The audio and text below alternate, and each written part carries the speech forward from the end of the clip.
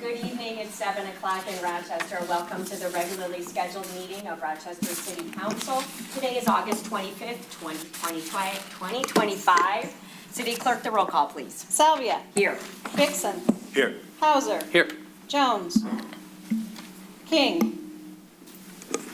Sage. Here. Trent. Here. We do have a quorum. Please join me in the Pledge of Allegiance. I pledge allegiance to the flag of the United States of America and to the republic for which it stands, one nation, under God, indivisible, with liberty and justice for all. Good evening again. As we start out this city council meeting, I'd like to take a moment to remember Penny Chrisman. Penny Chrisman passed recently this past week. Penny was the mayor of Rochester from 1989 to 1992. She served on Rochester City Council from 1985 to 1992. And she also served Michigan's 45th District from 1993 to 1998. What caught my attention was at her funeral, when I was viewing her in the casket, she was wearing a rhinestone pin that said Rochester over her heart. Thank you, Penny, for your service. I'd just like to say God bless Penny Chrisman and her family, and a moment of silence for her.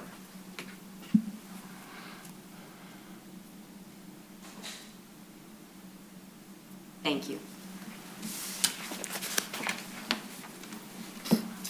Moving on to public comment. Tonight we have a presentation of Main Street, Oakland County, with the DDA. So, John, are you going to start this off, or? Yep. Okay, great. Welcome, John Bryce. Thank you. Good evening, everyone. John Bryce, Program Coordinator for Main Street, Oakland County. Here tonight to do an official big check presentation, Publisher Clearinghouse style, with the oversized Ed McMahon kind of check thing. 2 years ago, we started a new grant program through Main Street, Oakland County in partnership with Michigan State Federal Credit Union called Main Street Connected, because we know and understand that the businesses and the downtown organizations have a need to continue to connect to technology, and this was a grant that we're offering to downtown businesses and Main Street communities, or to the downtown management organization to help them get technology that they need to be effective. So coming tonight, and pleased to report that the Rochester DDA was a recipient for one of these Main Street grants, our Main Street Connected grants in this last cycle, that they will use for a point of sale system for the DDA to help out. So without further ado, I'm going to ask Nicole from Michigan State Federal Credit Union to come up and say a few words, and then we'll have Christy and Ben join you all for the big photograph with the big check. Hi everyone, I'm Nicole Reed. I am a small business lender with MSU Federal Credit Union. I'm based out of the Lansing area, but I actually grew up in Oakland County in Waterford. I was just telling John that my first job actually was in Rochester. So I worked for a larger company, but I really appreciate now working with MSU Federal Credit Union to support our small businesses in the places that we work and live. So we did have a recipient here tonight, Christy and Ben from Rochester DDA, to accept this grant to enhance the digital technology needs at their location. So we can come on up and Do the big check. do the big check. Can we clap? Yes, let's. Okay, everyone, okay? Let's do it. Was she in your classmate? I'm sorry, what was it? All of council. Everyone, all of council. All of council. Oh, I didn't hear her say.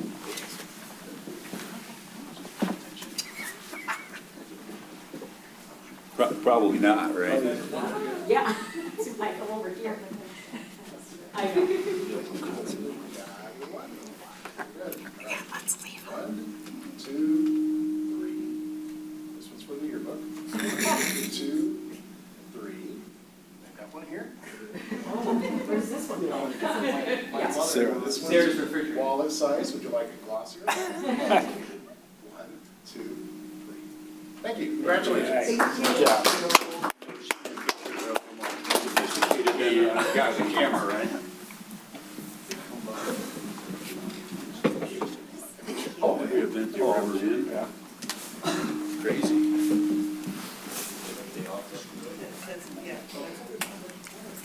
Okay, don't go too far, John, because I think we have something. We have something for John as well, right? Am I on cue? Am I following my script? Okay. All right, so we have a resolution that we would like to give to you, John.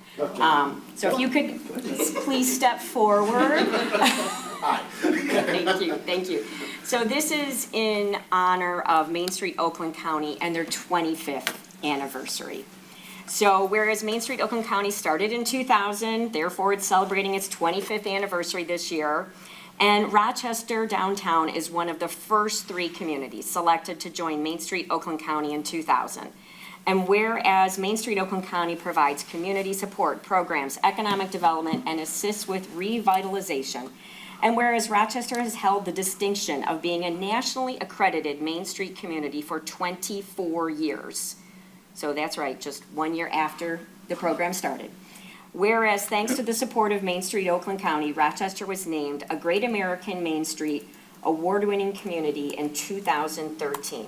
Now therefore be it resolved that the City of Rochester recognizes Main Street Oakland County on their 25th anniversary and expresses our gratitude for this critical partnership made and passed this day, August 25th, 2025, signed by Lee Ann O'Connor, our city clerk. Thank you very much, John. I'm going to present this to you, but I also want to give a great example of the partnership with Oakland County Main Street. So we asked for some data about the impact of the Big Bright Light Show. We all know the Big Bright Light Show is really cool and tremendous, but how many people actually come and visit our Big Bright Light Show? 1.4 million visitors last year. Now, that's a big number, right? But what is that number relative to where, let's say, maybe Rochester Village or Somerset? Those numbers were less than 200,000 visitors. 1.4 million, write it down, 1.4 million, 200,000. And you might say, oh, they just drove through. On average, they spent 118 minutes. That's 2 hours. So we have that data thanks to the partnership with Main Street Oakland County. You helped us gather that data using artificial intelligence. So thank you. And now we'll give you this. Thank you. Marilyn, as the DDA representative, you want to join me? Sure. Thank you. I asked her the web, like, what did you do? You said none of the other communities had recognized them. Like, well, that's just silly. Well, that's because we're cooler. We know what's up. How was school Thursday? Yeah. Thank you. Thanks for all your good work. Second report. Is this like musical chairs? Should we rotate? Okay. All right. Oh, dear. DDA Chairman Juvenelli, what news do you have for us on the grant? Well, it's just sort of an update at this moment. So the mayor's been in the loop as she's a member of the executive council, or executive committee for the DDA. It turns out that I've learned more about helical piers and rigid inclusions than I care to know about over the course of the last 4 months. So apparently, well, actually, the dirt that is between the parking lot, actually the whole area there, but mostly the dirt between the parking lot and the building is a landfill. I mean, it's not great. So they had to do some core studies, further core studies, and came back with, they have to pound these things into the ground 17 feet to stabilize the building, but then they were worried once they stabilized the addition, the old building was going to twist in the wind because it was just built on, the landfill. I said, well, we already own the parking lot down to the fire station, so if it goes down there, chief can just send it back and we'll... So anyway, long story short is we're going through that process. Literally had a phone call this morning with the team. I think we're in a good spot. We went out and got a second opinion for the cancer, if you will. And it came back essentially the same. We looked at maybe changing the way the building was going to be laid out, see if it could go on better dirt. And apparently there's no better dirt to be found. So it's the gift that keeps giving. So like I said, 10 o'clock this morning was our conference call. So we literally just said it. I was going to cancel tonight, but I figured it had been a while since I've been up. I wanted to give you guys an update. So I've tasked Sean Rewald to come back with the revised budget, a memo of the changes that have been made so far. I should have that hopefully in a week or two, and then I'll flip that to you guys, and then I'll come back and we'll discuss it again. But I just, more or less, that's why nothing has truly happened on site, because it's kind of a big deal. So it's not anything that you would have known pre-purchase or anything like that. It's just until you really start getting into the sausage-making part of sausage is when you figure this out, apparently. So that's what I was told. So we will march forward with that. You will start to see action on site. So the idea now is to get the building part of it done as much as possible between now and Fire and Ice, so we can use the building. The stage won't be done until next year. I think they're talking about, I asked Sean for a revised calendar, schedules and vacation and getting contractors and supplies and all that stuff has just been a thing. But I think we'll start to see the excavation folks on site probably towards the end of September-ish is what I'm told. You'll start to see the new siding come up. If you remember, one of the things that we discovered, the building itself had structural issues, so they're redoing all that. So you'll start to see supplies being there. And then the construction manager trailer will be on site. So you're going to start to see a lot more activity on site there. So our goal is to have it as good as it possibly can be for Fire and Ice. We may have to use porta potty bathrooms, but you know, that's what the good trailers are for. But and then I will have an updated calendar for you probably in about 2 weeks. That's the goal right now. So I filed this under, it is what it is. I'm an accountant. I'm just trying to figure out the best way to make it work for what we got. But so we'll have some more solid information for you in a couple weeks. But that's basically why nothing has happened, because of the dirt. So. Council, Mayor Pro Tem? So any ballpark, how much extra is this gonna Well, the first pass is about a $500,000 adjustment, so that's why we second shopped it. So I don't have a number for you that's what I'll have in 2 weeks, but $500,000 got my attention real quick. be? So does that have to come back to council? It will, for sure. So, What if it's 700? Just, no Well- matter what, we're gonna do it? But either way, it has to come back to council. yeah, for sure. Everybody gets a second bite at the apple. We'll have the discussion at that time. I'm not prepared to give you anything right now, because I don't have it. Council, anyone else? Me? Yes, sorry, didn't see you. Oh, that's okay. Just thank you for the update. I was just going by there today because my office is Yeah, in sure. there, and I was thinking, wonder what's going on in there. I wonder where we are with that. So I appreciate your coming, bravely coming with whatever information you have. It is always helpful when people ask me what's going on. For So I sure. appreciate it. This project is making me age in dog years, so it's, but we shall march forward for sure. Okay. The community wants it. It's going to be fantastic when it's done. Until I know what I know and you know what you know, it's no sense in trying to figure it out. It may end up taking longer than usual, or we'll just have to change it, and we'll address it at that time. It is what it is, as the kids say, so. Yeah. Anything else? No, thanks for the update. Yes, ma'am. Thank you. Appreciate it. You bet. Inquiring minds do wonder what is happening over there. Great. Next, we'll take any public comment. I know we have public comment for some other agenda items, so I'm going to own that one that I didn't take public comment at the last meeting. So, but this time is for public comment for anything that is not on our agenda. Okay, seeing none, we will move on to the consent agenda. So on our consent agenda tonight, we have 4 items. Excuse me. We have consideration to approve trick or treat downtown event, Halloween festival. This is to be held October 18th. That's a Saturday from 3:30 to 6:30. And it includes at 4:30 p.m. Halloween Fest. This will be held on the top deck, our parking structure. Item B is to approve the 52nd annual Lanyap event to be held on November 24th. For council's reminder, that's a Monday, so our council meeting moves to the Tuesday after the 25th. Item C is consideration of a special event application for the Knights of Columbus to hold their Tootsie Roll fundraiser at Maine and University, October 10th through October 12th. And lastly, we have a check register. Council, I will make a motion to approve, I'm sorry, you didn't call it. Go yet. for it. Okay, I'm sorry. Councilmember House. Motion to approve consent agenda, line items A through D. A through D, motion by Hauser. Support. Support by Sage. Any discussion? Christy, did you want to say anything about trick or treat Halloween? I can if you'd like me to. Sure, why not? So, as Mayor Salvia mentioned, because we are hopefully going to be in construction over at the Graham on the building, so we are not able to hold Halloween Fest there, and so we'll be moving it to the upper deck. So just, it'll be farmer's market during the day, and then we just won't reopen it, and then just be ready for the Halloween Fest. And we are starting the Halloween Fest a little early. We have found with the little kiddos, they get a little tired of the crowd on Main Street and want to come over to Halloween Fest early, so we're accommodating that this year. Great, thank you. City Clerk, the roll call. Salvia. Yes. Vixen. Yes. Hauser. Yes. King. Yes. Sage. Yes. Trent. Yes. Thank you, the agenda passes. We have no old business tabled items, no public hearings, no legislative deliberation. Moving on to item A, this is consideration of an ordinance amendment to the blight ordinance. This is the second reading and adoption.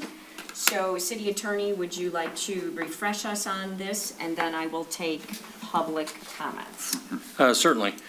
Before you is a document very similar to what you reviewed at your August 11 meeting. There was discussion, as you recall, coming out of that meeting. It was moved for first reading and introduction with one requested change, and that was to subparagraph 130. Section 20-132, subparagraph 12. There's a request regarding parking lots to add the striping is clear and paint is not peeling. So hopefully we've addressed that requested add. Otherwise, it's exactly as the last time you reviewed it. So if council is ready to move forward, the requested action is to move for second reading and adoption.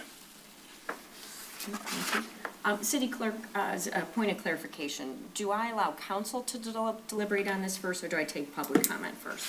I think it's your prerogative, either way. All right, I'll take public comment. Public comment on this agenda item.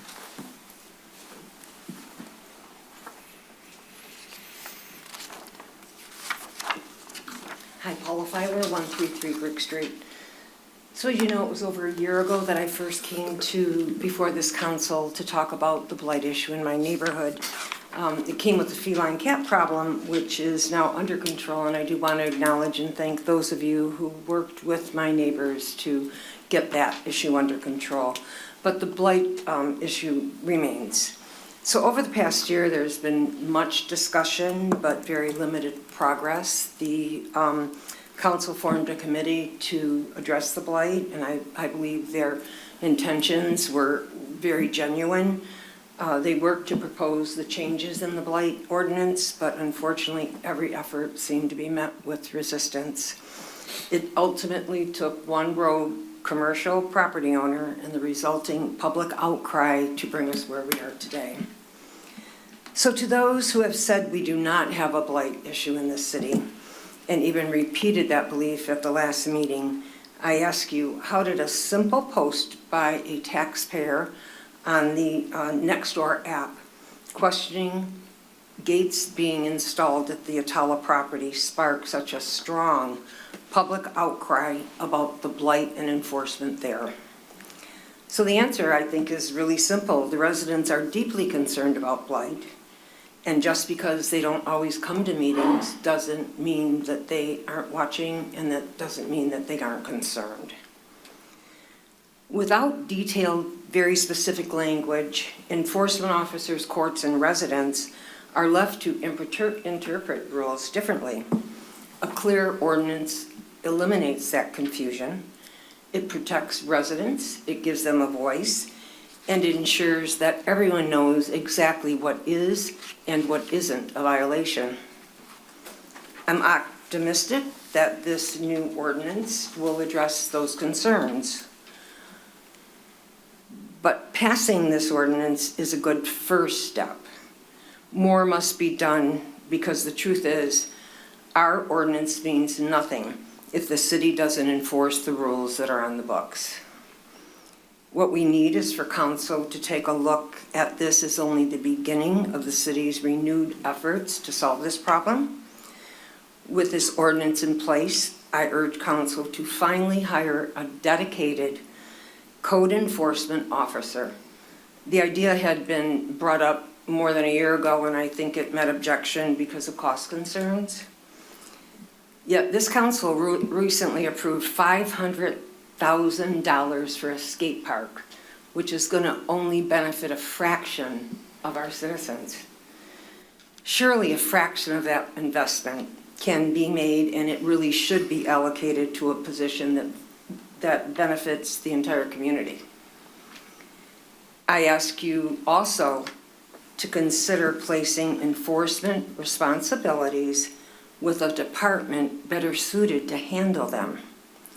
Just because it's always been done that way doesn't mean we should continue down a path that has failed to deliver results. This ordinance is progress, and if you're inclined to vote for it, I really do appreciate that. But it must be followed by action. Our community deserves clear rules, fair enforcement, and city leadership willing to prioritize the quality of life for our citizens. Thank you for your time. Thank you, Paula.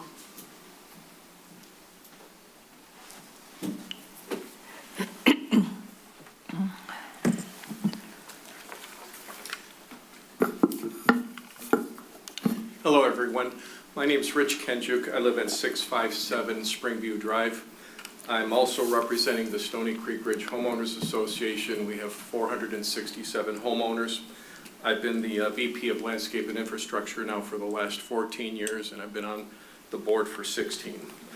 I wanted to take a moment a little bit to talk about blight. I sent a letter to all the council members and some of the administrators. Hopefully you all saw it. I'm not going to read the letter, but there are a couple of points I'd like to emphasize. Basically, that letter focused on 3 points. One, we favor the new sections 7 and 10. We feel that will go a long way in helping resolve some issues that we've had within our subdivision that have lasted for more than 6 years involving the city. There is a comment on firewood, talking about the quantity and the placement. I don't know if you know this, but out of the 6,000 homes in Rochester, at least 2,000 do not have any fences. By not controlling the placement of the firewood, you can basically allow someone to create a barrier, not necessarily a fence, but they can create a barrier between homes, and I think that will go a long way in breaking, the reason why many people moved in some of these subdivisions. And also the quantity. There's nothing there that says somebody couldn't buy like 8 face cords of wood and basically build a wall that's, 10 face cords of wood and build a wall that's 80 feet long and 4 feet high. Is it likely to happen? No, but this ordinance leaves that possibility open. And then finally, the location. That's the biggest concern. Where are we going to place this? It's been brought to my attention by some of our residents because we shared it with other board members. We shared the letter with other board members saying that what about people that live on a corner lot? Idea is not here to, prohibit them from, having a nice wood burning flare in the winter time. I like it. So, if it makes it more amenable, then the idea would be to maybe allow that wood rather than only be placed in the rear yard, but also be placed on the side yard away from the street that it would be visible from, if that makes sense. And then finally, the enforcement process. I'm a regular user of the C-Click Fix or the Rochester Works app.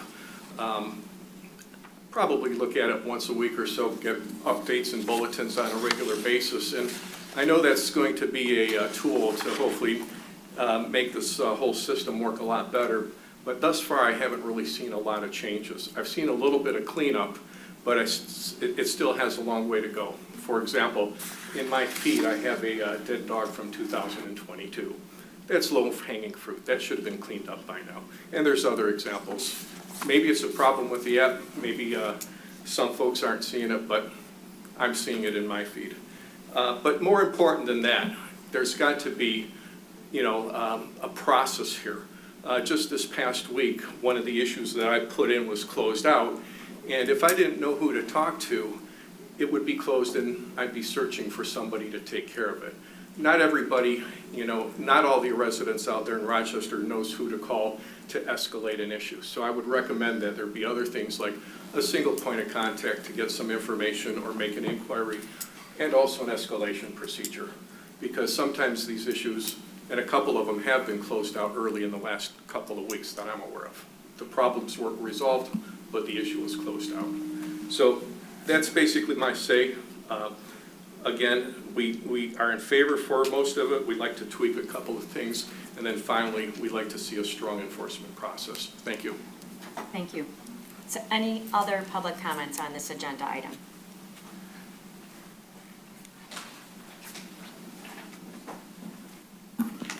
I'm Patricia Kane, 817 West 4th Street.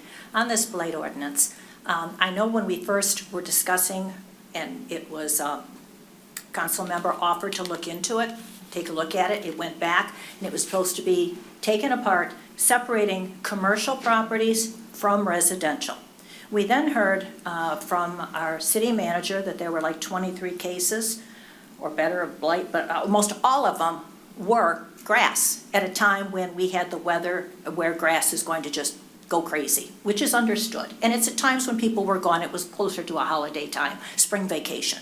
I don't know how many cases we have right now open on residential blight, but I would be interested in a number. And the reason why is I had another long talk with Oakland County again this morning about another issue.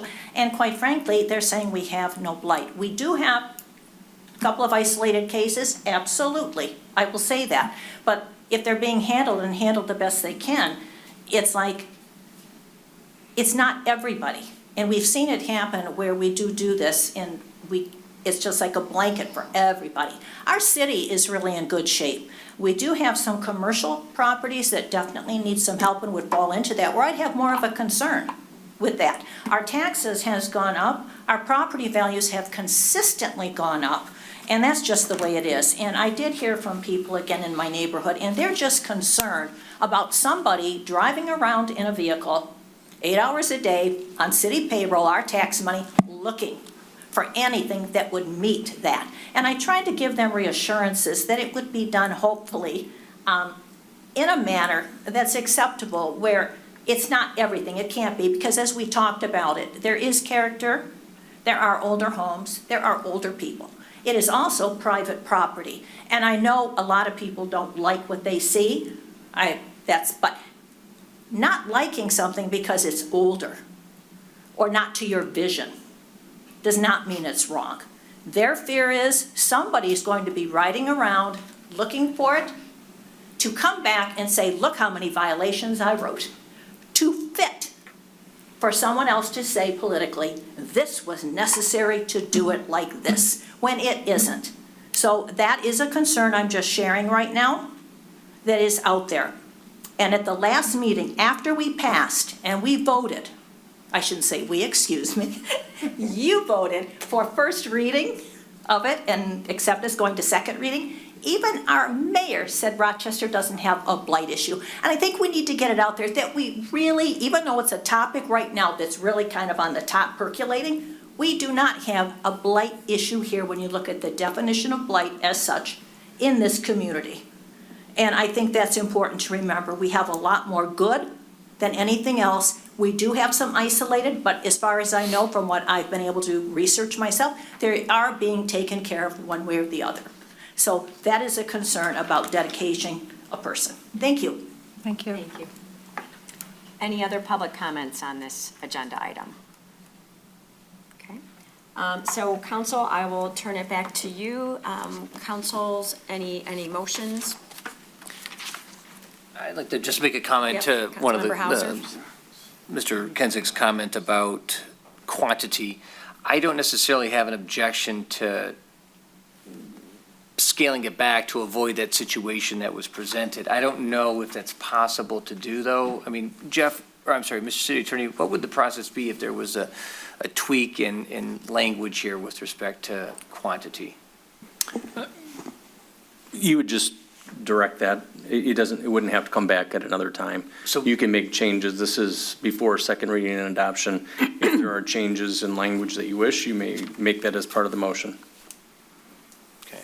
And right now, there is no limitation on quantity of firewood Or location, correct? or location. Well, under this, it says here, the failure to keep firewood stacked at least 3 feet from the property line. So it does have a location component. We don't have a quantity component. Oh, I apologize. I thought you meant existing ordinance. Oh, okay, I'm sorry. Yeah, You got it, right, the new one, okay. Yes. All right.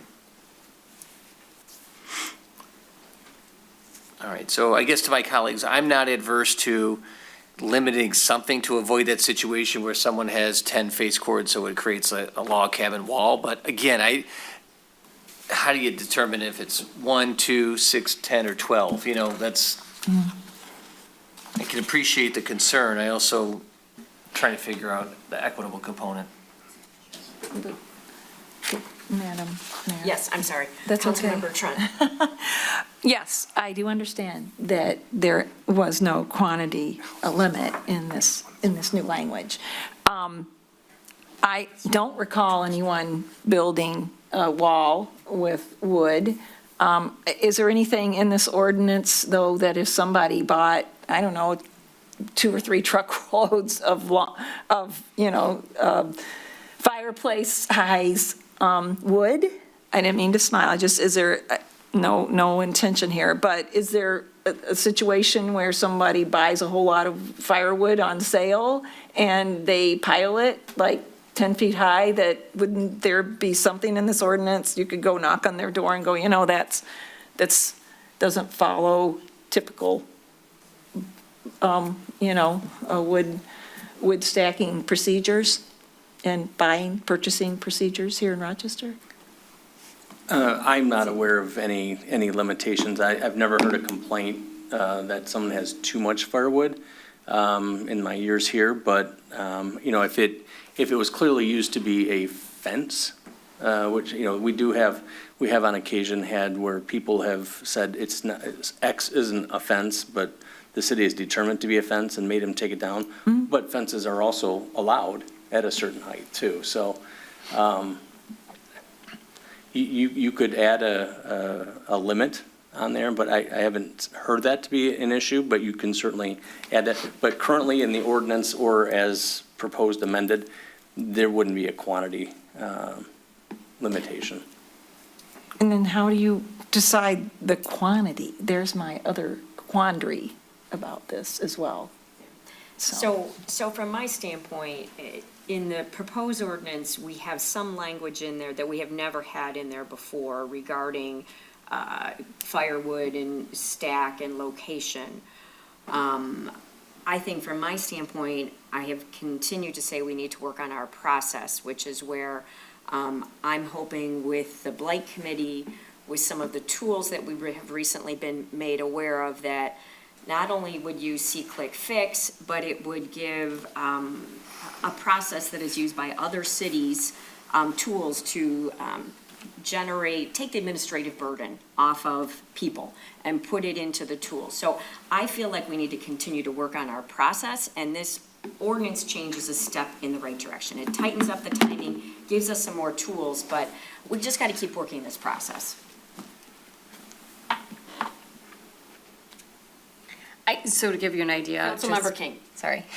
To give you an idea of the quantity, a face cord is basically a pickup truck full of wood.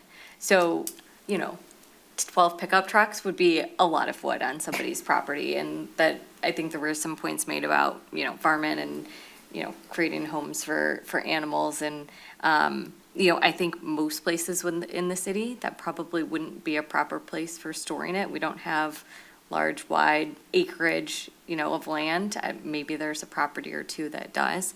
But I do think limiting it to maybe 1 to 2 face cords would be appropriate. It's not uncommon to have a face cord delivered. We actually get one. But, it's a big amount of wood. It's like 8 by 4 feet tall, so. Oh, okay. Yeah. Councilmember Sage. So as we're debating this and considering it, what if there's a person in town that actually heats their home through wood? Are we going to tell them, hey, once you run out of that stack, well, you're just not going to be able to heat your home because, well, you're violating the blight ordinance. So why would we put a quantity in there? Councilmember Hauser. I don't know if it's necessarily you're done heating your house. I think you'd have to order more. Right. Well, what if I don't want to order more? Well, What if I you're gonna just be want cold. to, I want to order what I need for the winter? Yeah. And that might be 6 quarts. But, all right. I don't want to get pedantic about this, but at the same time, I appreciate both sides. Yes. And I'm trying to I do too. and thread which a is needle why here, you know? I would like to see a little bit more deliberation on this in the committee. Similar to the tree committee, that's why we have the tree committee, so we can deliberate on a lot of these detail issues. So we have a proposed ordinance amendment in front of us. We have recognition that we want to work on the process. I think there's a lot of work to be done on the process, and maybe the Blight Committee comes back and says we need to make additional changes to this. I'm going to get the sense that there probably isn't support to have a limit on the quantity. And so I would much rather see this go forward and get it started, and then we can revisit this issue if it becomes something of discussion later on. I don't want to trip at the goal line over something that is hypothetical in a sense, okay? So with that being said, I'm going to make a motion to adopt it for second reading and publication based on the comments or the content and the language that was provided for in the package. Okay, motion by Hauser. No Councilmember support. Trent. No Support by Trent. Any other discussion, questions? Councilmember Sage. Thank you, Mayor. So I've been very consistent and outspoken that I consider the ordinance an overreach, if you will. It, just even based on our discussion tonight, it is a solution in search of a problem. We're debating how much wood you can stack in the back of your yard because it's not objective, it's subjective to somebody else's impression of how my house should look. So I can't support that, but I do want to mention there's been a very positive part of this entire discussion over months, and that was see-click fix, right? We gave some exposure to the residents that there is a process in place, that the city does offer, that if you have a concern, you are able to then report it to the city for resolution. So in that, I would like to request on a monthly basis that we could include in the consent agenda. Let's see all the cases that were generated from C-Clicks Fix and what were the actions taken? Because to your point, Mayor, the process is the key here. If we find that every case was resolved without any action, then maybe we have to revisit some things, right? I just think out of transparency, we should see that report. It should be reported out. It's a service that the city offers, and we should all consider it. We're all residents. That's an excellent suggestion. In fact, I had wanted the Blight Committee to go through it first and kind of work the process a bit, then bring a presentation to City Council, because I want the public to see how you enter one, what kind of comments you see, how they're closed, you put a picture in.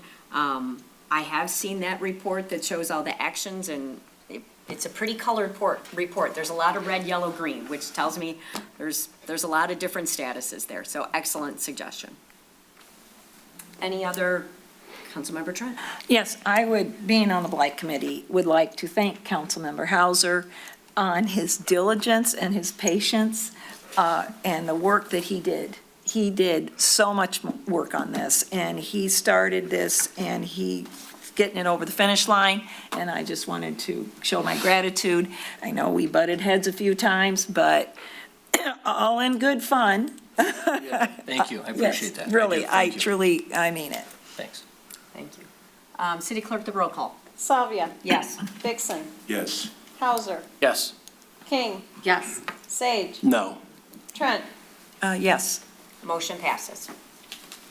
Moving on to item B, which is a consideration of an ordinance amendment to section 10-192, which is the International Property Maintenance Code for second reading and adoption. And I think we said last time that this, although optically seems like it's related to the previous agenda item, it is completely unrelated to the previous agenda item. So, City Attorney, please. Yes, thank you. Before you for second reading and adoption is a simple amendment to section 10-192, which is the city's ordinance that adopts the International Property Maintenance Code by reference.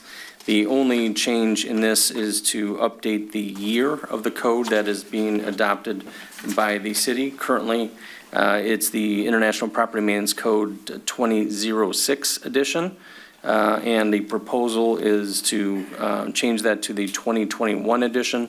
These don't come out every year, so we're not 4 years behind. It's a process that this is right up there as a current. There may be one in the works for 2024, but I don't believe we're at that point.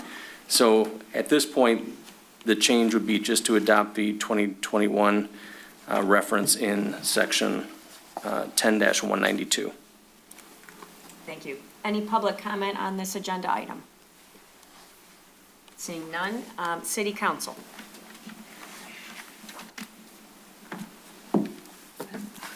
I will make a motion to consider the ordinance amendment, second reading and adoption of the International Property Maintenance Code, sections 10-192. Motion by Hauser, I'll support. support by Trent. Any other discussion? City Clerk, the roll call. Salvia, Yes. Vixen, Yes. Hauser, Yes. King, Yes. Sage, Yes. Trent. Yes. Thank you, motion passes. Moving on to reports and regular business. First up, we have discussion regarding the 2025 Arts and Apples Festival. I spoke to Sean today, and I think your name is Hunter. My name is Hunter, yes. Hunter, Hello. welcome. It's good Thank to see you for all of being you here. again. Thank you for having me. I can't believe it's already been a year. For those of you who don't know, my name is Hunter Parsons. I'm the Marketing and Engagement Coordinator for Paint Creek Center for the Arts. I also manage the volunteers and the gate groups at the Art and Apples Festival, so all the lovely nonprofit organizations, including Councilmember Jones's Take for Raya, will be joining us again in just a little bit over a week. We are really excited about the festival, of course, but also we have been kind of planning and coordinating and getting everything underway. Last week we had our safety meeting with both Chief George and then also our lovely, who I now hear is going to be retiring soon, Fire Chief. Congratulations. So we did go over most of our main processes for the year just to ensure that the festival can go as smoothly as possible. One of those considerations that we are kind of ongoing in discussion about is, of course, the city park ordinance for not allowing dogs in the park for special events, along with kind of the ongoing issue with e-bikes, bicycles, skateboards, and the potential for solicitation within the festival. So this is my third year at the Art and Apples Festival and with Paint Creek Center for the Arts. And one of the things I've noticed and one of the discussions that we've been having ongoing is how do we ensure that the festival can be accessible as possible, can invite as many people while also promoting safety. And one of those kind of pinches has been the ongoing dogs that are not registered service animals coming to the park throughout the festival. So last year we had tried to kind of up our policy and reinforcing that. We had conversations with both the police, I came here last year, as well, just as a reminder. And we did see a decrease in dogs being brought to the festival, but we also did receive more backlash also as a result. So the kind of typical ongoing, one-star Google comments about how come we let children in the festival but not dogs, or other people kind of wanting to have more altercations at the gates. So most of what our proposal is for Paint Creek for moving forward is, we do know about the policy. We are trying to reinforce it. We're trying to get it out there as much as possible. Me being the coordinator for social media, I've put it on every single printed and, thank you, social media post possible to try and encourage it because we know, or discourage it because we know that people visiting also aren't City of Rochester residents necessarily and might not understand that there is actually an ordinance in place in the park, or that even if they are walking their dogs, they need to have a permit.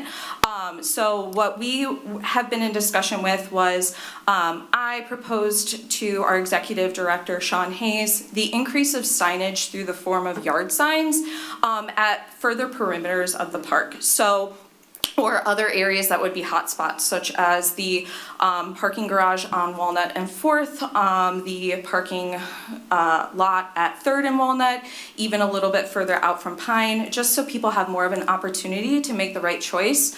A lot of the backlash also that comes with that is people saying, well, I paid all this money to get here, I drove all the way here, I walk my dog here all the time, I don't want to take my fine, I'll put my dog back in a hot car, you know, some very like unfortunate kind of altercations. So we, with further permission, while Chief George did kind of relay in an email that he would approve and support that, I also wanted to bring it before the City Council that Paint Creek Center for the Arts would be paying for more of those like 10 or so generic yard signs. We could make them more specific. This was kind of a proposal from Sean, just as more of an enforcement. If we wanted to put the complete ordinance, we could make it just for art and apples, but that was something we would like to request.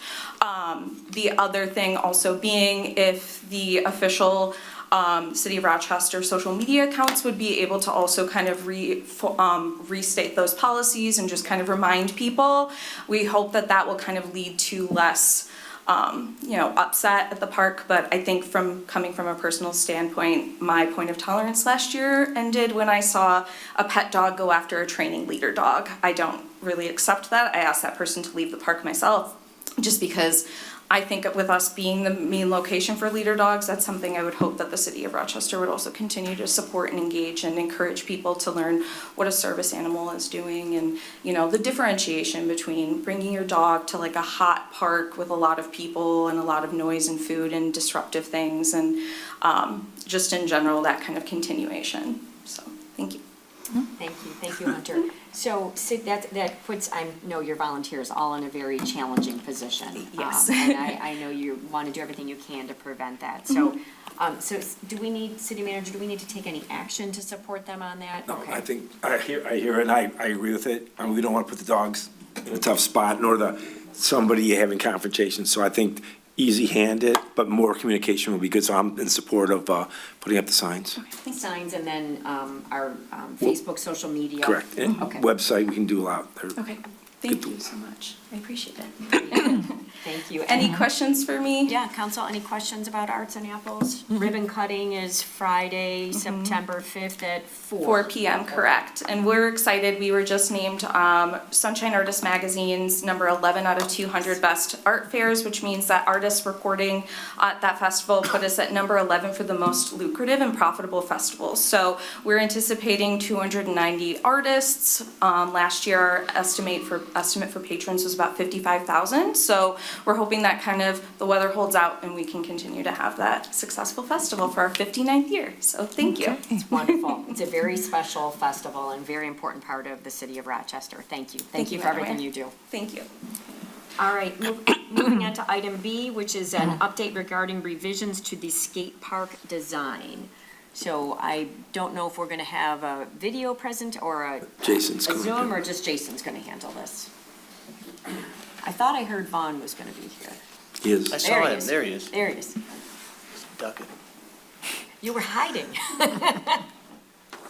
All right, good evening, council. I did put the design in the packet. Yep. So hopefully you've all seen it.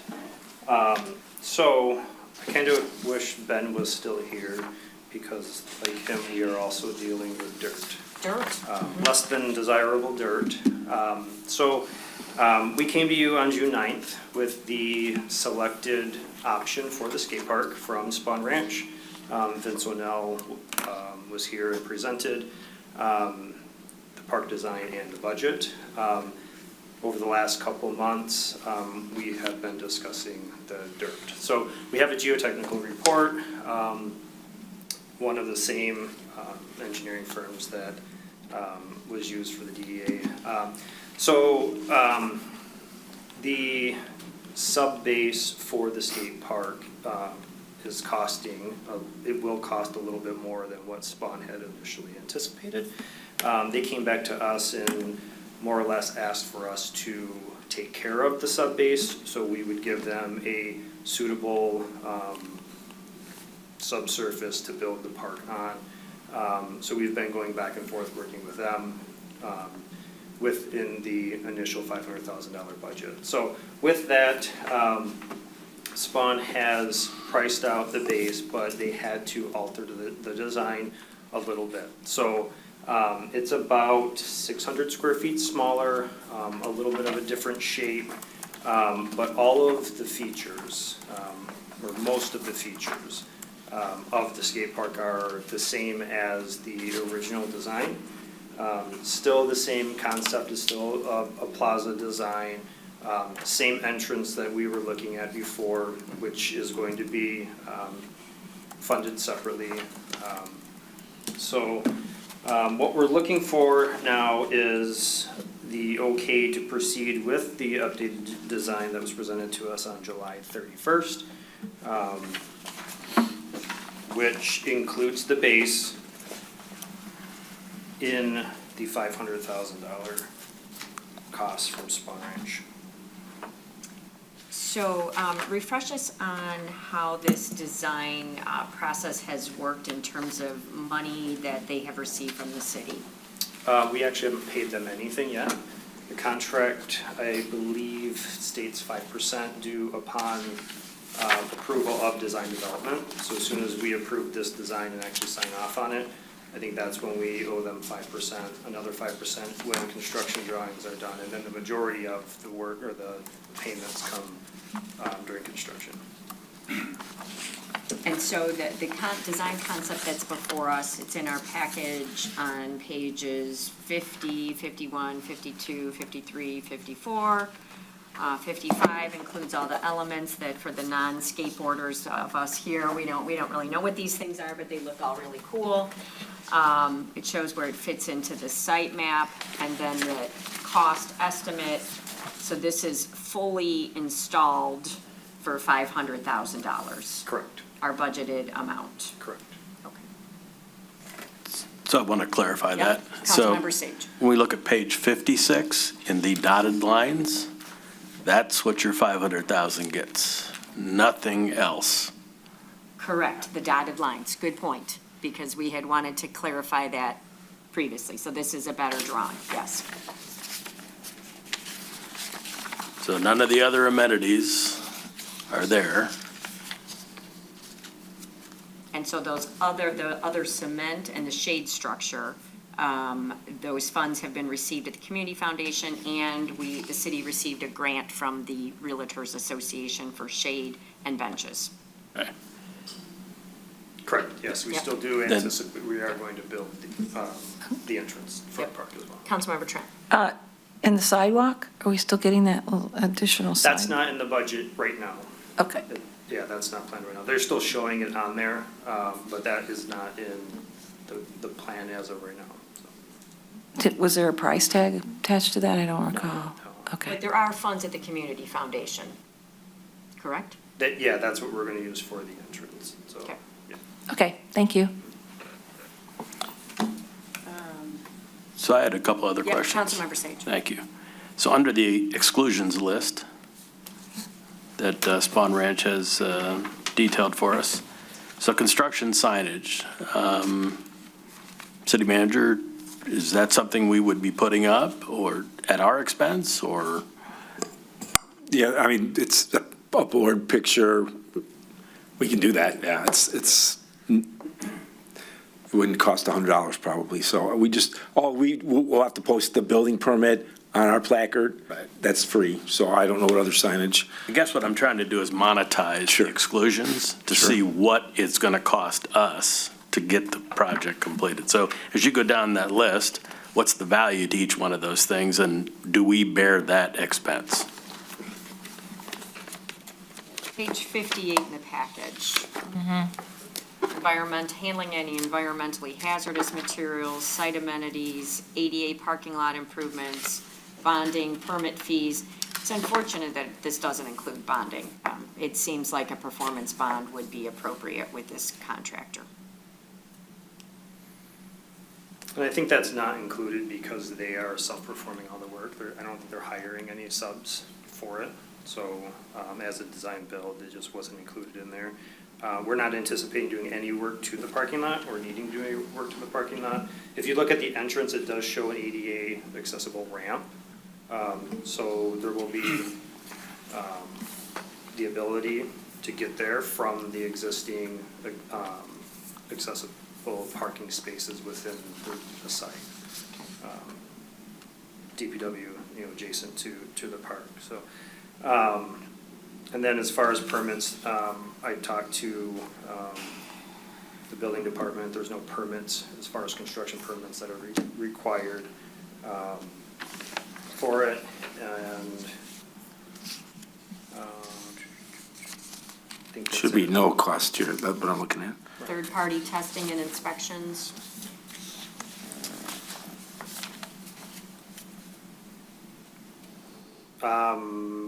I don't think we're gonna have any if we do those, I think are gonna fall underneath our regular engineering contract through our engineering firm.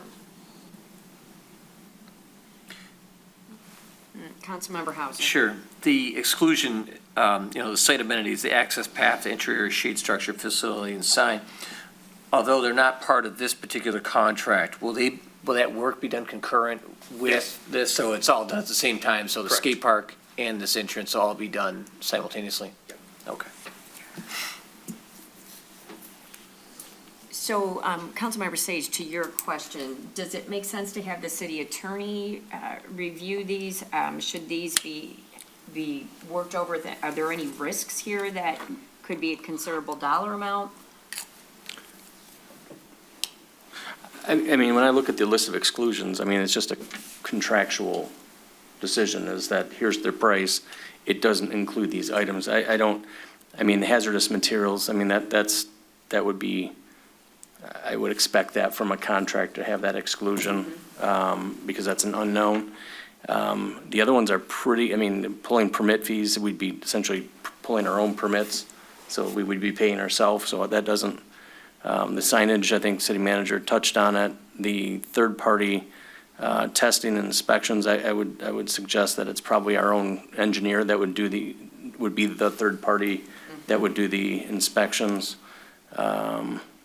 If it's done outside, there would be no taxes that, their payroll taxes, that's all on them. I don't see anything that it would take, I mean, exclusion of anything else outside this scope of work that's standard. Nothing in here that I would say is problematic to me. It's just a contractual, they're excluding this, and do we want to accept it with those exclusions or not? Okay, thank you. Thank you for the clarification. You're welcome. Councilmember King. Can I make a motion? Yeah. Okay, I'd like to make a motion to approve the revised work plan, scope of work, and estimate for Spoon Ranch for the skate park. Not to exceed 500,000. Not to exceed 500,000. Motion by King, I support. support by Trent. Any other discussion or questions? Mayor Pro Tem. Yeah, I'd just like to make a comment. I want to thank the skateboard committee for showing fiscal responsibility and not trying to come back and ask for more money and making changes. I appreciate that, and I'd like to hopefully see that with other entities in town as well. Thank you. Thank you. City Clerk, the roll call. Salvia, Yes. Vixen, Yes. Hauser, Yes. King, Yes. Sage, Yes. Trent. Yes. Thank you. Motion passes. So, Thank you. Jason, when do you expect we'll hear kind of like the next update? When will, Um, what's the timeline from here? Hopefully, we'll be back with construction drawing at the end of October. End of October? Yes. Okay. Yep. Great, thank you. Thank you. Okay, moving on to item C, which is consideration to request to approve a Metro Act permit for EZ Fiber. So, City Attorney. Yes, thank you.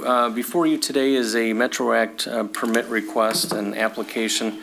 For those who have not been on council long enough to have another one, because we have several of these that pop up over the years. To give a brief history, each city and municipality would typically have their own requirements for work in their right-of-way, and the telecommunications companies. This has nothing to do with Easy Fiber that I'm saying. This is just commentary and background. But they would complain to the MPSC regarding all these requirements. We're trying to bring services and telecommunications to the residents, and we have 18 different set of requirements that we have to deal with based on the state, based on the city itself. And so years ago, there was a fair amount of litigation involving when cities would simply request or demand items that telecommunications company think were unreasonable. Cities push back and say it's our right of way, so we can do what we want to with it. And litigation ensued. And the result of that was this process by which if telecommunications providers, if they use the standard forms, and I say standard forms, these forms that you see in the packet are on the website. Like you literally download them and insert your information. These are not forms that we create and we negotiated. This is, if they present these to us and they have a packet that's complete, then the city shall approve or, shall approve them. Even though it's in our right of way. So as much as city council may want to say, yeah, but it's ours, so why do we have to do it? We have to do it if they need it. So things we look for in these packets are, the information I looked in there. I did determine at one point in time that this company's application was not complete. I did that on my own without bringing it to council because there's a shot clock, we'll call it, of 45 days once a packet is complete, that the city has to approve or deny access under the act. And so when we get these, the clerk forwards them to me. I take a quick look at them to make sure the packet is complete. I deem this one to not be complete. Nothing negative against the applicant. There's usually something that I find that's missing, like an application fee, the actual proposed permit, those types of things. And so so I sent that back to them saying we reject this as not being complete. Submit again if you want to. This company was very responsive to that and said we'll follow all the items. They actually have to go to the MPSC to be registered and to get approved as a telecommunications company. So it's not, we don't decide, hey, are they a telecommunications company authorized to do the work? They actually have to go to the MPSC, and then part of the packet that they have to provide is the approval from MPSC, which they did include. So this, I do believe now, is the packet is complete. I've advised Easy Fiber Texas of that determination, and they sent back a thank you, and I indicated to them that now it goes to City Council. I don't believe every municipality has these come back because it is a shall, or if you don't respond, it's approved. So they said, didn't know that it went to the actual city. I said, what's actually on for this evening? So I did put the statute in there, and it just kind of gives you some language. Nothing has changed in the act. So I found this to be pretty, I gave you the timing, I gave all these things. Most permits in this case they called bilateral, and some are unilateral. They were seeking a unilateral permit, which means that they just fill it out and send it in, and it's only good for 5 years. They can come back for renewal, but if they did the bilateral permit, then they can get up to a 15-year term with the right to extend for an additional 15 years. There's not much difference other than, is there a specific terms that are unique to this, and there really isn't in this case. So they chose, I have no issues with only a 5-year term.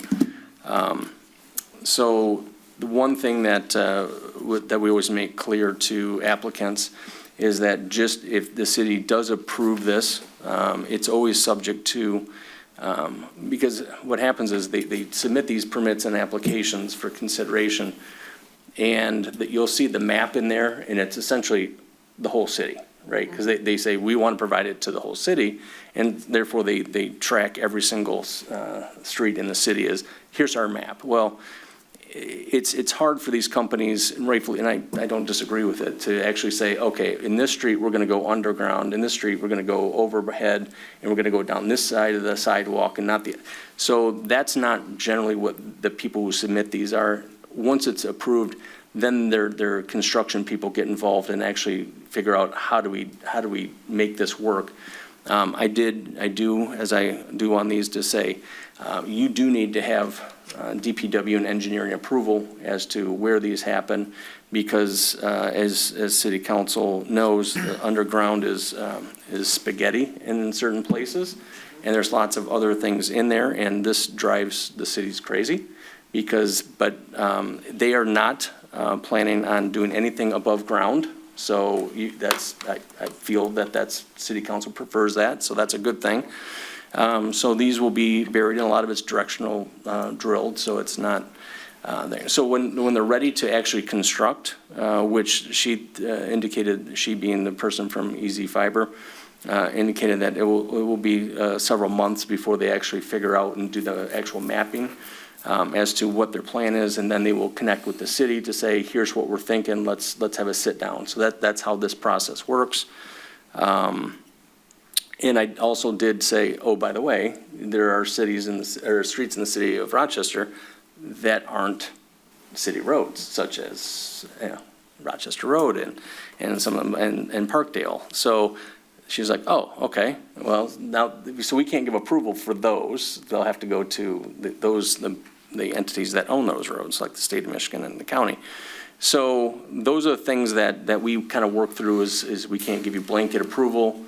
We sit down and they know that they need to come back before a permit. They still will pull a physical permit from the city. So that's a lot of discussion, but hopefully it's helpful to know that unfortunately there's not a whole lot the city is able to do on these. And if you say, well, can we ask for more money in an application? I'm going to tell you no, because it's all set by the Metro Act in the state statute that covers that. So I'm here to ask any questions or answer any questions, but I believe that this is deemed to be complete based on my review and comparison and with the statute. So if council is satisfied with the application and form permit, then the request would be to approve the telecommunications permit and authorize city clerk and city manager to execute the documents, subject to coming to the city to work on actual construction process when the time comes.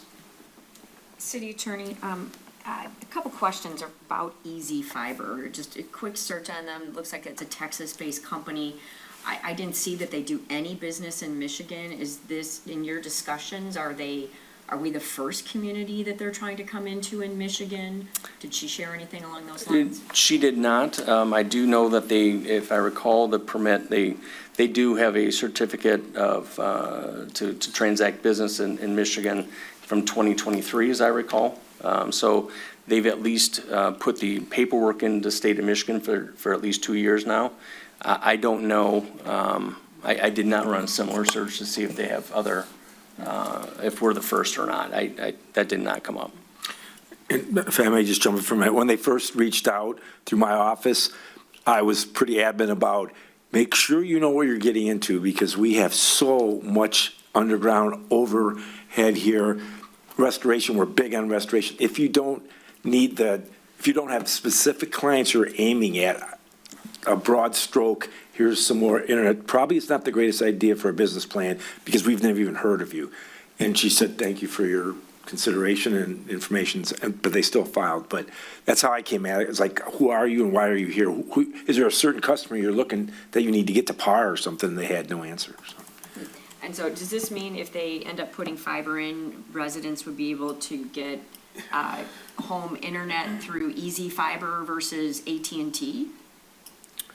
That's their goal. Yeah. Okay. That's their goal, is to get, if they're going to lay the infrastructure. When I did discuss with her about, essentially putting a red line on all streets, and they're like, well, our goal is to bring service to the entire city. So that's obviously, I've had, in my neighborhood, I've had 2 separate services come through in the last 2 years, AT&T and someone else, but WOW, I think.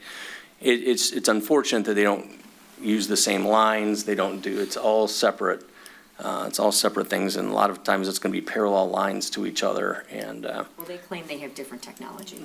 Exactly. Councilmember King. I was gonna say, I did a little bit of research on them, and I did see that they had announced a major expansion into the Chicagoland area over the past, year or two. They were investing in $400 million and expanding fiber there. I did see there was another, city in the area where it popped up that they were going to their city council meeting. So I think this is the early groundwork of going in, trying to get some of the permitting done ahead of maybe another expansion. But I didn't see any other communities in Michigan that they were already active in. So I think this is still early in the works. The big bright light show must have drawn them. I know, I thought it was Rochester, but, and then the other thing is, I'm gonna abstain from the vote. I don't personally work with them. They do appear to be a bank client. I do work with a competitor, so I think it's best if I just don't vote on this tonight. We'll have to have a motion on that. Yeah. Councilmember Hauser. Thank you. Mr. City Attorney, I got just a couple questions. So you said the shot clock to 45 days. If I read the packet correctly, technically we have until September 18th to make a decision. Is that correct? So we could address this issue at a subsequent meeting, right? The way I calculated it, you would have this meeting or September 8th would fall in 45 days, because I think it's. Right, the 8th, September 8th meeting. Yeah. Okay.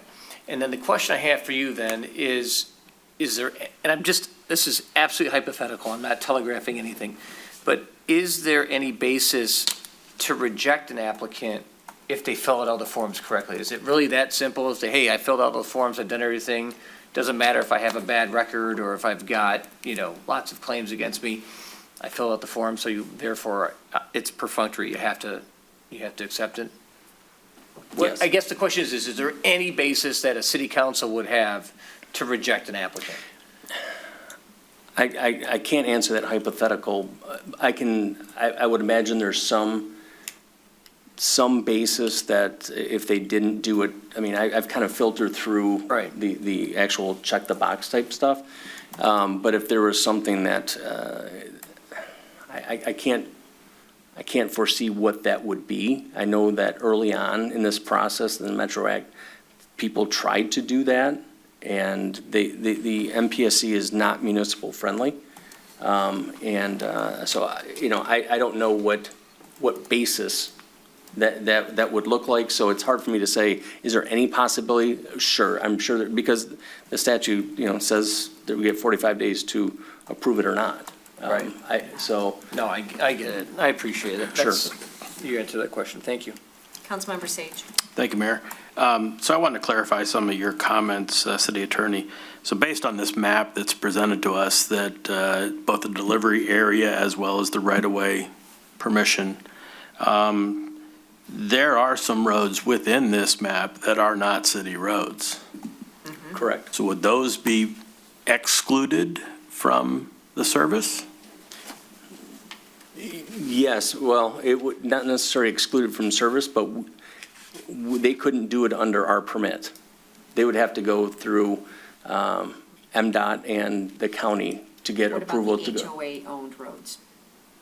That's private. This is only city right-of-ways that we're dealing with. We can't give them permission to go on private roads, if that's the So that question.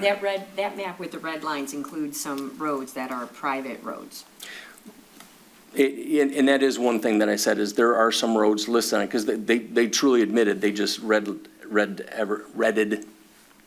everything. Thank you. Yes, they put a mark on every road. So they do know that there are some roads that they would not be able to go through based on this permit. So I'm just trying to think if I have a conflict then in voting here. Because I live on one of those roads.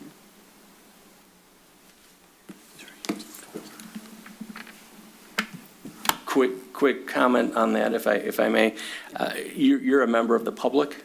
I would consider it to be different because a lot of things that come before you affects you as a resident. different than, say, Councilmember King, whose company does work with them. So when things come up that you may have a interest in, it's not separate from the members of the public. For instance, there's a lot of people in your association, in your area, that you're not separately benefited or disturbed. So I wouldn't feel that you would need to abstain from this, even though it may come to an area that they might look to approval from an association that you live in. I don't see that. Okay. Thank you. Good question, though. A follow-up question that I have, I don't know if it's for Nick Schaefer or city manager. So if we approve this and they submit, we want to put fiber under these roads, or what is our process to approve that? That doesn't go to planning commission. So where's the teeth on that? Yep, so when they come in, we would ask for a pre-con meeting. We bring in all the utilities, they bring in Miss Dig. We bring in obviously the fire department, the water department, the Edison, consumers, everybody we can get, we get in the room, and our engineers. And quite frankly, that's really to show them, are you sure you want to go right here? Because it's a mess. And we're going to hold you to this standard. And bonding and stuff, they have to do a lot of accountability to get there. So I can tell you before, we had one company that backed out of that opportunity because they saw the need wasn't there. It's happening up north with the federal funds at the end of this purge. Where I live, have a cottage, they ran $1 million worth of underground internet, and I'm not exaggerating, not one user, because they were really ticked off how they did restoration, not one user in that entire area, because it was all residential way out, signed up for and it's underground, with nothing, no return on investment for 2 years now. So it's not uncommon, they use somebody else's money to install it, the Fed's money, and I don't think that's the case here. I don't know. Service, but we try to make sure they know what they're getting into, especially restoration, because that's very frustrating for us. You keep digging up the same corner.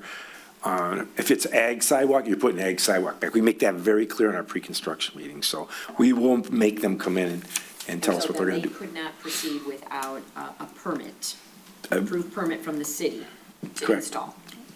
Which is, I would love that to be part of your motion. Mm-hmm. Council, any other questions regarding this? Do we have any motions? I'll make a motion. Motion by Sage to, Approve the permit. Oh, I'm sorry, I didn't mean to interrupt you. Should we do the? we gotta do. Oh, we do the recusal first, yeah. Do you want to just do that one too? Oh, yeah, I'll do that one as Okay. well. Well, no, we got to do them separate, right? Yep. Well, that's, yeah, do that one. Okay. Motion to allow Commissioner King to recuse herself at this vote. Motion by Sage, support by Hauser. City Clerk? Salvia, Yes. Vixen, Yes. Hauser, Yes. King, Yes. Sage, Yes. Trent. Yes. Motion passes. Councilmember Sage. Then a motion to approve the permit as submitted to the city. Including the language that they have to have a permit before any work begins. Yes, to have city approval with a pre-construction meeting before construction commences. Accepted. Motion by Sage, Support. support by Hauser. Any other questions, discussion? I don't know if I asked for any public comment. Any public comment? Seeing none, City Clerk. Salvia, Yes. Vixen, Yes. Hauser, Yes. King, Abstain. Sage, Yes. Trent. Yes. Okay, that motion passes. Okay, item D, consideration of a request to replace a DPW vehicle, number 646, a 2013 Ford F-250. Regarding this agenda item, we have discussed this in the past, that we wanted the Budget Committee to review our process to either purchase or lease new vehicles, including the criteria that we use in terms of the points, the scoring, all of that, and that has not yet happened.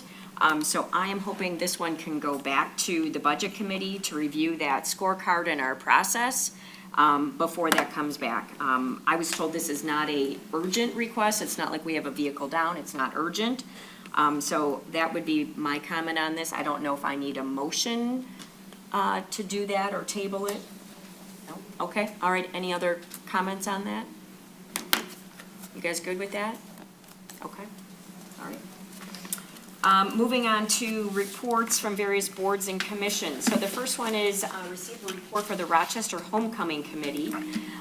So you may not have heard that name before. The Rochester Homecoming Committee is a group that has been gathering, planning for an incredible event that will take place in our municipal park. So it will include all of the elements of Heritage Days, and it will continue to be an annual event. Rochester Homecoming, mark your calendar, May 30th and 31st. So that is the weekend after Memorial Day. And more details to come, but mark your calendar. Think of it as, you know, if you went to Rochester High or Stony Creek High, maybe you want to have your high school reunion and come back to Rochester. A true Rochester homecoming with all of the elements of true hometown charm in our park. Moving on to item B, Paint Creek Trailways Commission. Councilmember Sage. Thank you, Mayor. Quite a few updates. We have been 6+ months without a trail manager, and we finally were able to extend an offer to a candidate, a very qualified candidate that has been associated with the trail since its inception, actually since it was made a rail to trail. Unfortunately, that candidate is negotiating on the compensation that we are offering, so we have a special meeting this week to discuss some of those deliberations, as well as a contingency plan for another candidate should that first one not work out. Keep you posted. If you have tried to get on the Paint Creek Trail website, you'll notice that it's down. And that is due to a redesign that we had already scheduled. It should be active by the end of the week. So we're happy about that. Bridge 31-7, we got some really good news this past week. Mid-September through mid-November this year, we will remove the old bridge. They will install the footings for the new bridge, the stairs, and they'll regrade the embankment. The bridge itself is prefab, comes in 3 sections. So sometime in the first quarter of next year, we'll be able to install that bridge, and we should be active by March, is what we're being told, where the trail's not interrupted. Currently, when this work starts, there'll be a route around the trail, so there won't be any interruption of service to the trail. The Mootry pollinator garden suffered some vandalism this couple weeks ago. So all the goldenrod that we had planted there, close to 100 plants, was ripped out by the roots. So, yeah. You kidding me? No. I saw the pictures. So we are working with Someone has hay fever and doesn't like goldenrod. I guess so. Goldenrod doesn't cause hay fever. Okay. That's Correct, but it's mistaken for that, right. So we're working with the pollinators, thank you, Marilyn, as well as the Friends of the Paint Creek Trail and the trail itself. We will replace those either this fall. We may have to wait till spring, depending on the species. The Labor Day Bridge Walk, an event that we've done for over 20 years. Unfortunately, due to the staffing issues with the trail, will need to be postponed until next year. So we're going to put up signage. It's already on the websites. It's going to be on the Friends of the Paint Creek Trail website. It'll be on the Paint Creek Trail website once we're up and active. Oaken Press has already reached out. They've posted something on their website. We're going to put up signage. The City of Rochester Hills agreed to build us some signs that we can post around the bridge, just explaining the postponement, et cetera. But I think it's going to be a great opportunity because we're going to then be able to marry it to America 250. So we have some opportunities there to do something even better than we've done in the past. And finally, the Fish and Wildlife Service from the U.S. Department of Interior will be doing some sea lamprey correction. So they'll be spraying lampricide. So it is not harmful to humans. You may see a red or blue tinge to the water in the Paint Creek. No No need for worry. Everything's fine, Oh, but it yeah. will.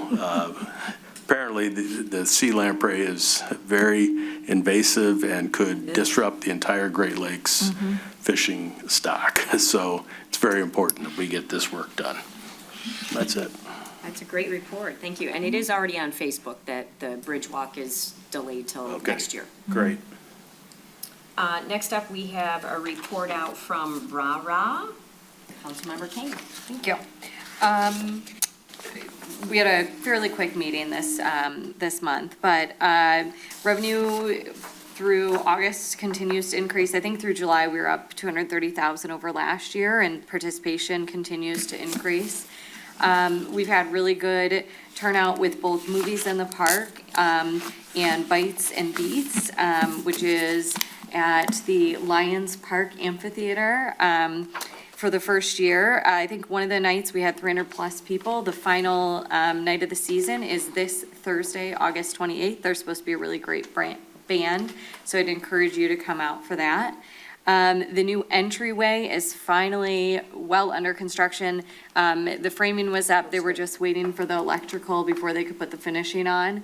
And then there's some more work to be done with like the railing and some other minor stuff to it, but should be done real soon. So yeah, it was looking good. And then we are working on the master plan, which will help RARA in the future, I think, be able to look for grant opportunities as well. And also just to know really what the community would like, if there's things that, we're missing, or different things that we can do to help serve the community. There's gonna be a meeting on September 4th with community leaders, and residents, a visioning session, and there's also a survey available. I don't have the link, but if you just Google RARA Master Plan, it'll take you right there. Would love if more people, both with younger kids, both with older kids, or just, adults, can do the survey. There are things that RARA does that serves kind of all ages. So it really does apply to everybody. So if you could take 5 minutes and do the survey, go to Google RARA Master Plan, that would be wonderful. We'd appreciate that. They got signs all over town. They are. And, I might have put a couple up. I took the survey. It's a QR code. Thank you. It takes a couple minutes. Yep. Thank you. Next up, we have City Beautiful Commission, and I know we have our youth member of City Beautiful Commission. So I didn't put those dots together tonight. I don't know if you want to introduce yourself. Come on up. Come on, Ellen. Yeah. She's been great.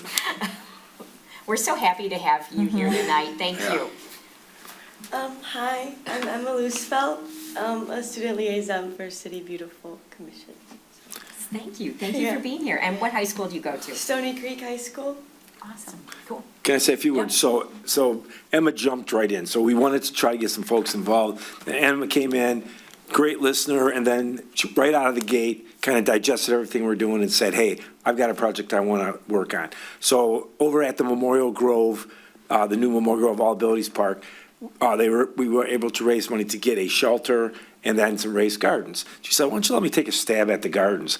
She came up with the most thorough report I've ever seen, and maybe AI had something to do with it, but if it was, she managed it so well that it was so clear that anybody could understand it, what plants, why the plants, when to plant them. I know she's been working with Marilyn, and she's just been so hands-on. She shows up at the meetings, she gets involved in the meetings. We're turning over the project to her and said, you're the lead on this, we'll help you, right? And we appreciate it. She's gonna do great in the future, I know that. And it was nice to see her take it seriously, very professional.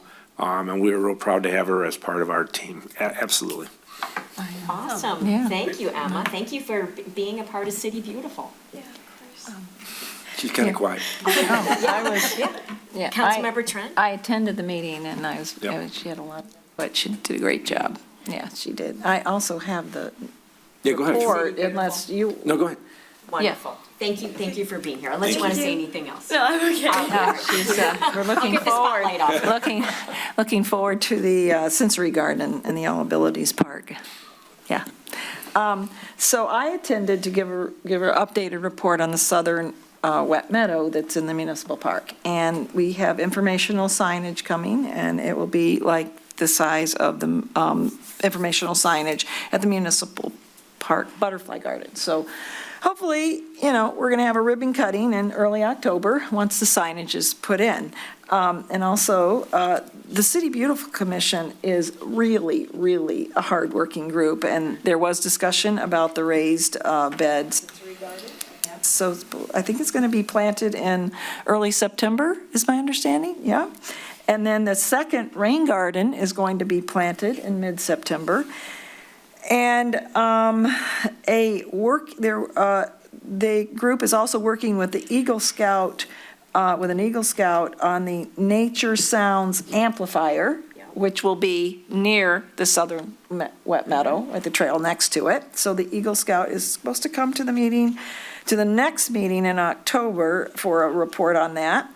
On September 17th, there's going to be a bike ride and walk. So people can gather, I think it's at City Hall at 6:30 to. Yep, and then go see what's the projects that city. All the projects they're doing. And, let's see, and they're gonna have some garden cleanup.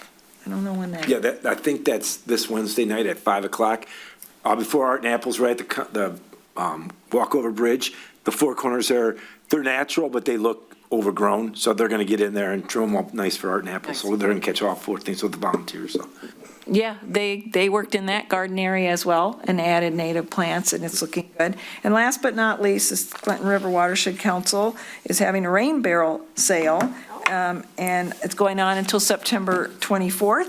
And Mayor Salvia, I'm glad you brought up ragweed versus goldenrod. Ragweed, it is a myth, and so many people don't know the difference. So thank you for bringing that up, and good job, because goldenrod does not cause any allergies. It's good to know. Good to know. Thank you. Thank you for that report out. You're welcome. Thank you. Councilmember Hauser, you have, I believe, the report from the Retirement Board. I do. At our recent OPEB and Pension Committee meeting, we reviewed the latest actuarial report from MERS and the performance of both our pension and OPEB trusts. While MERS reported our pension funded ratio at 66%, when we factor in our separate pension trust, the effective funded level is much closer to 87%. To that end, we discussed strategies to close the funding gap, including extending the amortization schedule to reduce annual contributions by about $240,000. More importantly, staff identified a way to reallocate retiree health care reimbursements from the OPEB trust, which is currently overfunded by about $5 million. That would be used towards pension obligations, further helping balance the two systems, and we've officially requested a further discussion at our future meeting. But I do want the city to know, I want the employees to know, and more importantly, I want the retirees to know that both the OPEB and pension trust investments continue to outperform MERS, keeping us well-positioned moving forward. Great. That's my Excellent. update. You're welcome. Great report. And I'll just comment also as a member of that board that the returns have been very strong for the money that is managed through Morgan Stanley. 3-year average between 9 and 10%. Versus the money that is at MERS, they use their own numbers, which are currently 6.93%. So the money is being very well managed through Morgan Stanley. A competitor of mine, but they're doing a great job. All right, moving on. That is the end of our reports. Any public comment this evening? Any additional public comment?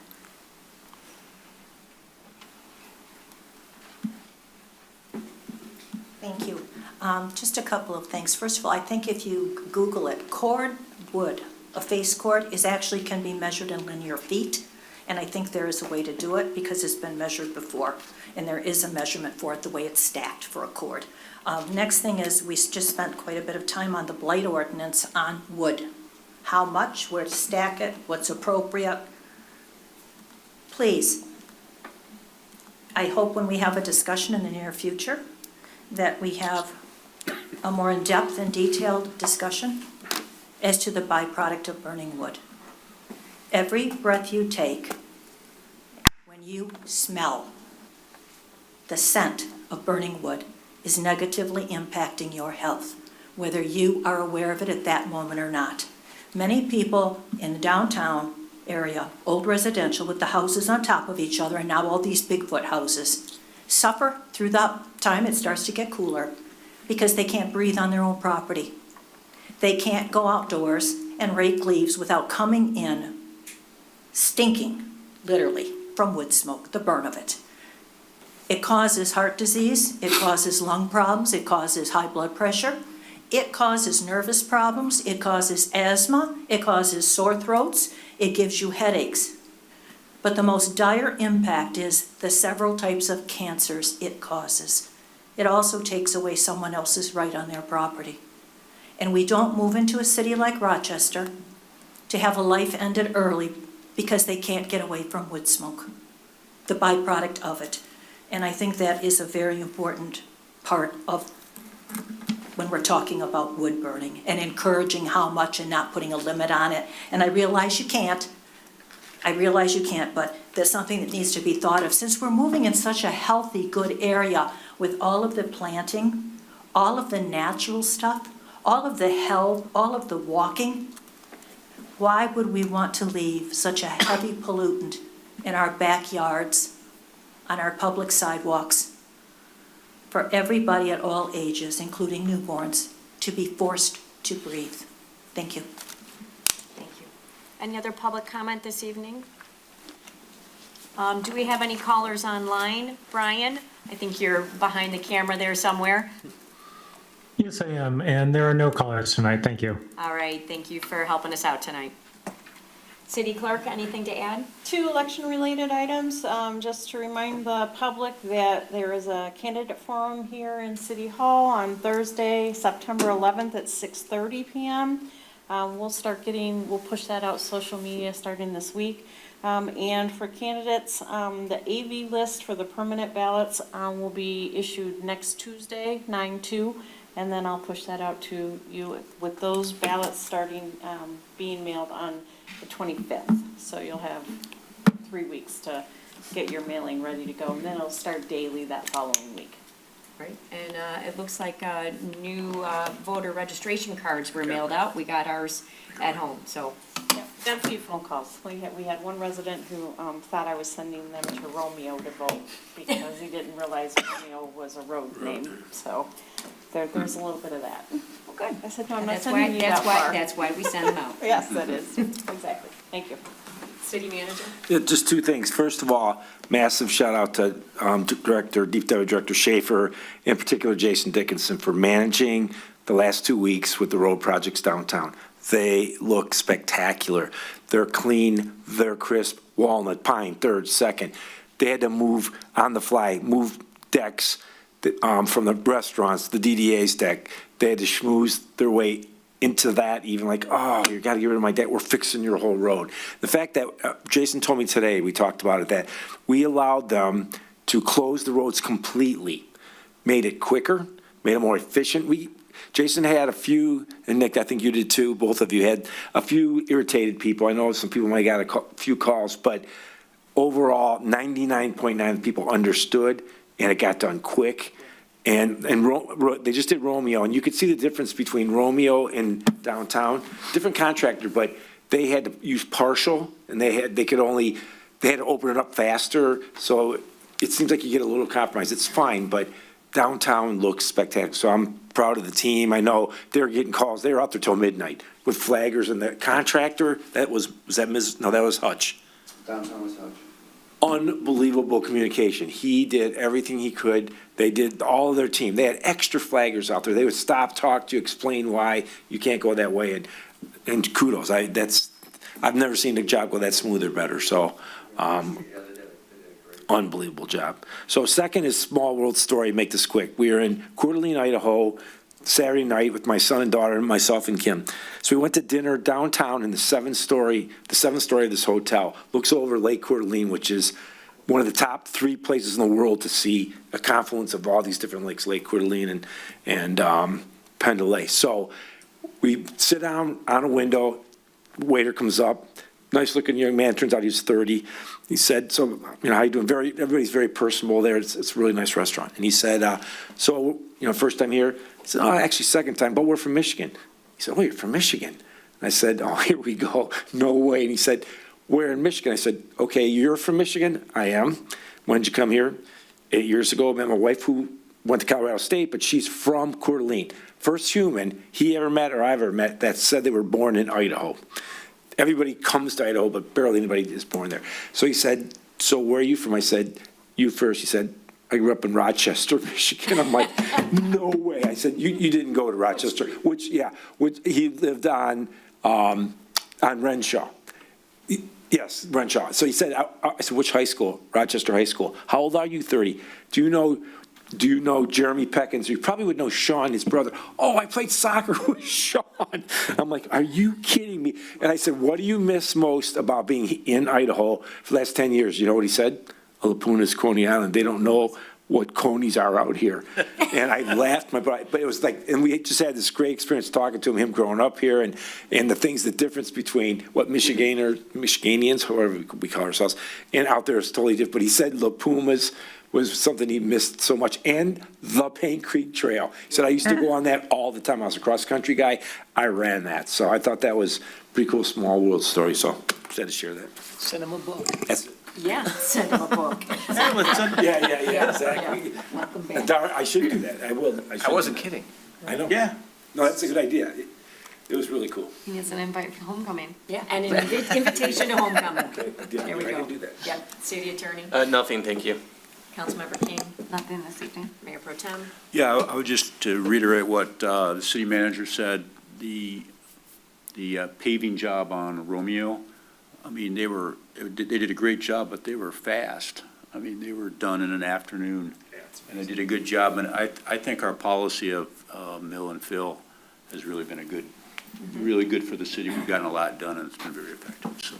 Thank you to the city. We're gonna leave it black now with no stripes. Yeah, this tennis court, and I saw people going out to play tennis today without nets and without anything but the rain stopped them. And then the last thing, which Councilmember Hauser will appreciate, is Michigan opens up Saturday night. So it's here. It's football season. It's here. Love it.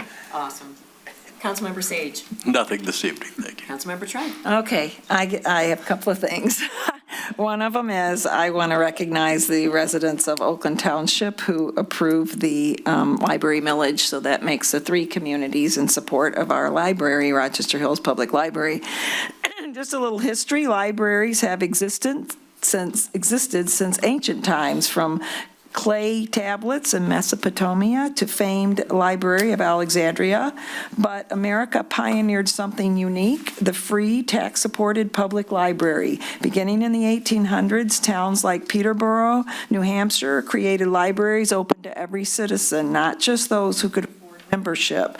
This model quickly spread, fueled by Andrew Carnegie's philanthropy and by our nation's belief that democracy depends on an educated and informed public. Libraries alongside our public schools have truly been the backbone of American democracy. Today, our libraries continue to live up to that calling, adapting and staying relevant while remaining beloved by the people they serve. And the overwhelming support for this millage is proof that our communities value and cherish this essential institution.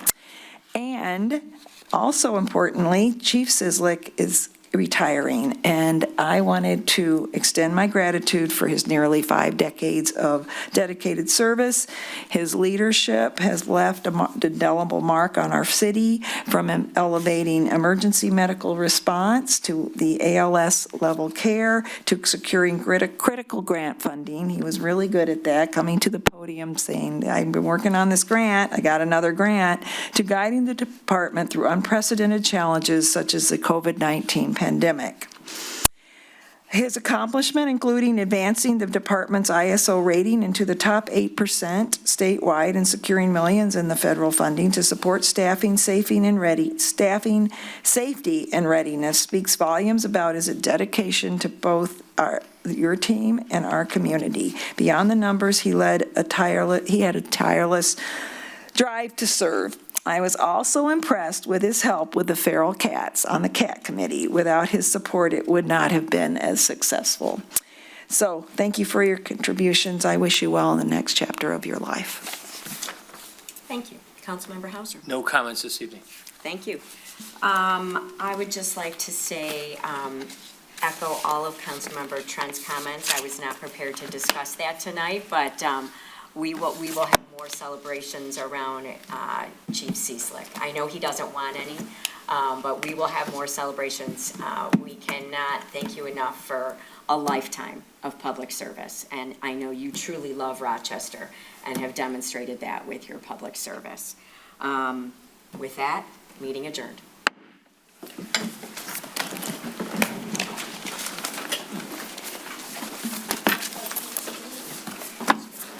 Emma, thank you for coming to the meeting. Thank you, Emma. Every